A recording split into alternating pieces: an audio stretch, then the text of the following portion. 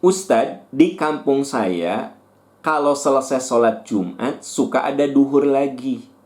Katanya kurang afdol karena sholat Jumat itu harus asli penduduk tempat dan tidak boleh dari daerah lain. Mohon penjelasannya. Ya, sebenarnya ada yang harus dikritisi. Kenapa Jumat itu dikatakan tidak sempurna, kemudian disempurnakan dengan duhur?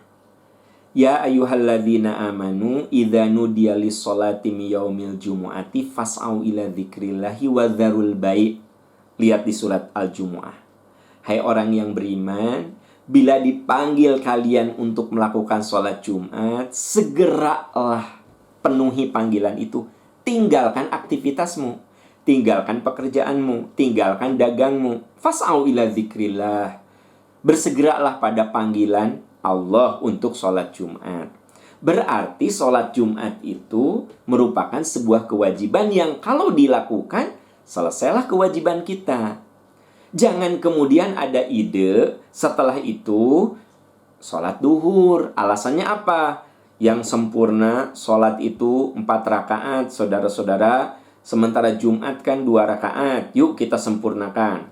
Sholat Jumat itu untuk yang mukim. Saya lihat di sini ada orang yang bukan asli di sini. Ya yuk kita sholat duhur. Tanpa mengurangi rasa hormat saya, ini sebuah kekeliruan. Kalau kita sudah sholat Jumat, ya sudah. Begitu. Ya. Nah, kapan kita sholat duhur di hari Jumat? Ketika sakit. Nah, kalau Anda sakit, maka boleh tidak Jumatan, Anda duhur. Tapi tidak perlu Jumatan, Anda duhur. Ya, ketika sakit.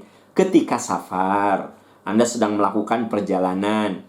Sekalipun di jalan itu Anda bisa berhenti, Anda ambil rukhsah. Anda tidak Jumatan, tapi Anda sholat duhur. Ya, Rasulullah SAW ketika berhaji itu wukuf pada hari Jumat. Tapi beliau tidak Jumatan, beliau duhur.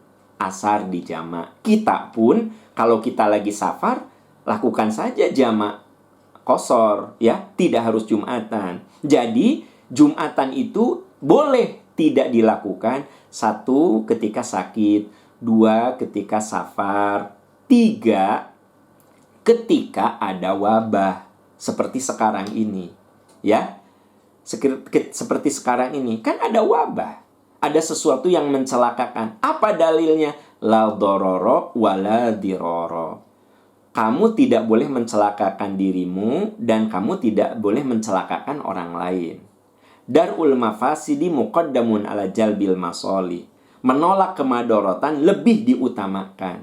Harus lebih diprioritaskan. Nah, jadi kalau sekarang tidak Jumatan, kita ganti dengan duhur, ada alasannya. Termasuk juga kalau Anda misalnya ahli kesehatan, ya, Anda sebut saja dokter obgyn yang biasa membantu kelahiran.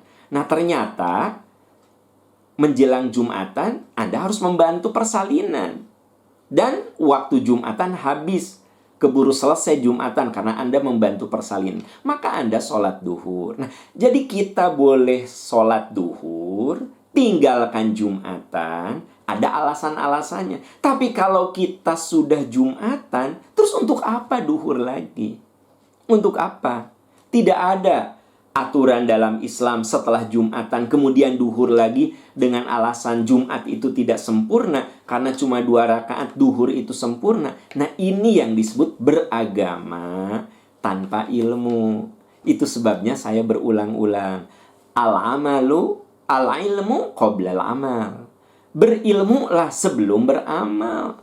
Agama itu nggak boleh ngarang-ngarang, tetapi harus berdasarkan ilmu.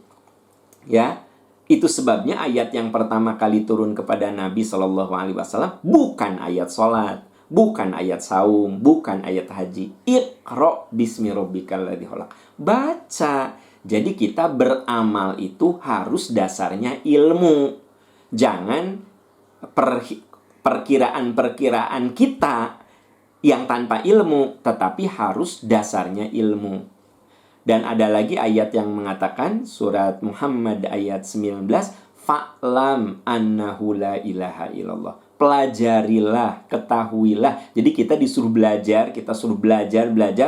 Annahu la ilaha illallah. Wastaghfir li dzanbika walil mu'minina wal mu'minat.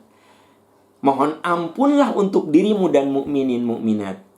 Ini isyarat bahwa dengan ilmu kita bakal tahu kekurangan-kekurangan kita. Kemudian, oh iya, yang benar tuh ini. Oh iya, yang benar itu ini. Maka beristighfarlah atas dosamu dan atas dosa orang lain, gitu. Nah, ini isyarat bahwa memang kita berislam itu harus dasar ilmu, ya, bukan pertimbangan-pertimbangan akal semata, harus atas dasar ilmu. Itu jawaban saya. Wallahu a'lam bishawab.